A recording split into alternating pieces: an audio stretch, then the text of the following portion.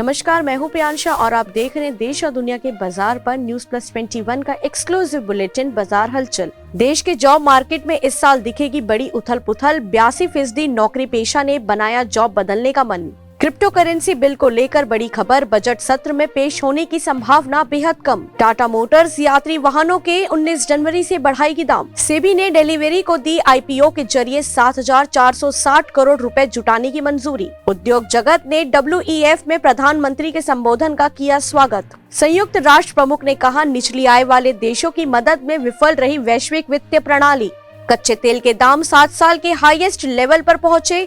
Petrol diesel 3 रुपए तक महंगा हो सकता है। दिसंबर तिमाही में 20% बढ़ी FMCG की बिक्री। ग्रोथ में ग्रामीण क्षेत्र की बड़ी हिस्सेदारी। फाडा की मांग दोपहिया वाहनों पर GST 28 की जगह 18% हो। अमेरिकी एयरलाइन कंपनियों की चेतावनी, 5G के कारण बंद हो सकती है उड़ानें। ऐसे ही तमाम जानकारी से लगातार अपडेट रहने के लिए हमारे चैनल को लाइक और सब्सक्राइब करना ना भूलें। नोटिफिकेशन के लिए बेल आइकन जरूर दबाएं। देखते रहिए न्यूज प्लस 21, आपके हक की बात।